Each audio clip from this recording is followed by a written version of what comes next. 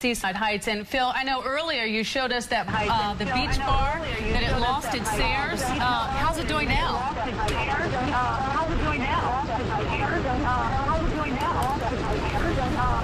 All right, I have some feedback in my ear. Maybe we could try to fix that. I'll just take it out and show you what I'm looking at. Look at this, guys. This is the sea foam that I was talking about before, but before it was way out to sea and just kind of blowing in.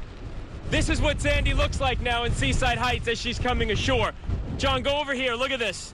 This sea foam has literally been battering these businesses. Look at the walls here.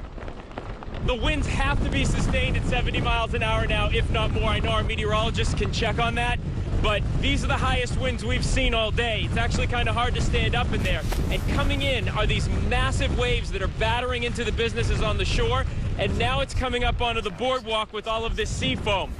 I'm gonna try to put this back in my ear so I can hear you guys. But the conditions are just deteriorating by the minute here, and this sea foam, now that it tastes like I gotta get out of this. Hang on. Phil, this is Lee. I don't know if you can hear me. Can you guys still hear me? Yeah, Phil, this is Lee. You're a good anemometer. That's 70-mile-per-hour winds. Yeah, Lee, and you can tell because they've been moving up 50, 60, now 70, and I can feel it. I mean, look at this. Hard to stand up in, and the sea foam, like now we're covered in the sea foam. The boardwalk is empty, and that's the good thing. We heard from the police chief and everybody else that most people have gone, but a couple of the business owners have stayed. They're worried about their property. I actually haven't seen them in about an hour. So everybody is really taking off of this barrier island, and it's good. We're not sure if the bridge going over, which sits at the Bay Area, I don't know if that's open or not right now, but we see police with their lights going back and forth. We lost power here over an hour and a half ago, maybe 2 hours ago, so there's no power. The winds are picking up, and the sea foam and the water is now coming ashore and battering everything.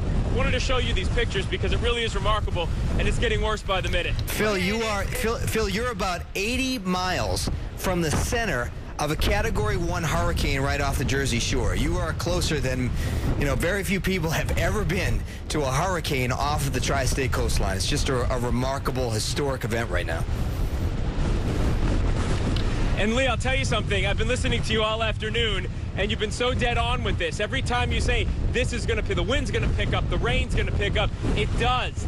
And I've been in several hurricanes. I worked in Miami for a couple of years. I know a thing or two about hurricanes, but boy, have I never seen anything act like this so many hours before it comes ashore. It's been doing this all day, but you said by the hour it will rapidly deteriorate, and that's what we've seen here. Very quickly. And Lee, if we can stick with your picture, Phil, but Lee, I wanted to ask you, if this storm is expected, the eye of it is supposed to hit between 4 and 5 o'clock, can you talk, 5 and 6 rather, can you talk about what kind of conditions that Phil will begin to see in his area? Well, I just want to get the sort of width of what that eye wall looks like right now. Let me check it as I'm talking to you right now. That eye wall that's coming ashore, it's a good 50 miles wide. So he's in what he's seeing right now for at least a couple of hours. It will mean he's probably just north, so he would remain on the actual eye wall rather than going to the center of the storm where the winds may actually back off a little bit. It's a possibility if it opens up a little bit that he goes through some period of relative calm as we go through that 5:45, 6 o'clock time period. Just reading some of the discussions coming in now. Bands of heavy rain and damaging winds expected to affect the region between 3:15 and 5:15. So that's what we're talking about, a little under 2 hours here. Rain bands with winds in excess of 70 miles an hour will be affecting Middlesex, Monmouth, and Ocean counties, and the wind gusts can exceed 75 miles per hour. The damaging winds coming in. So already what was that? Gust in excess of 70. Yeah, okay, yeah, wind gusts in excess of 70 have already occurred. Well, we're seeing that with Phil right now. So you're saying, Lee, that there's going to be some calm in the eye of the storm, which is natural. That's what we expect, right? Yeah, and that will be closer to the 5:30, 5:45 time period, and then after that, when you get on the other side of the eye wall, it'll pick up again, just out of a different direction. And where Phil was standing, and I love the sign behind him, Dippin' Dots, the Dippin' Dots stand. How much more water are we going to expect on that surge coming up? That could easily be an 11, 12-foot surge. It's going to be double what it was this morning. Yeah. Double. So that business is in big trouble. Well, Phil will not be there maybe an hour from now. He won't be able to stand there. He'll have to go move farther to the west. Yeah, And Phil, water will inundate that area. We're talking about you in the third person. Phil, can you tell us what is the plan for your crew? Because clearly you don't have a whole lot of time to be in that area. What's your safety plan?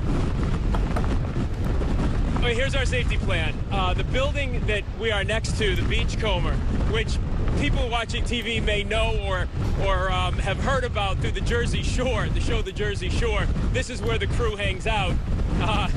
This is a pretty big building, and it feels safe inside, but what we can do when it gets really bad, and this is what we plan to do, is go about 3 blocks to the other side of the island, closer to the bay, and there is a hotel there that we can take some shelter in that is in the highest area here. They've lost power, but at least they're dry, and they're on the highest highest peak of this barrier island. So we're going to be as safe as possible. And we've been getting a lot of comments on Twitter and Facebook. You know, 96% of that barrier island. You guys know as well as we do. We bring you these pictures. Keep people that stand here when it endangers our lives. The 2 guys I'm with, we all have families. But, you know, this is what we do for a living, so we're going to keep bringing people pictures as long as we can be safe about it. There's no question about that, Well, Phil. Phil, stay safe. I mean, appreciate that. You know, you're out there, you're giving us information, vital information for people to judge how to keep their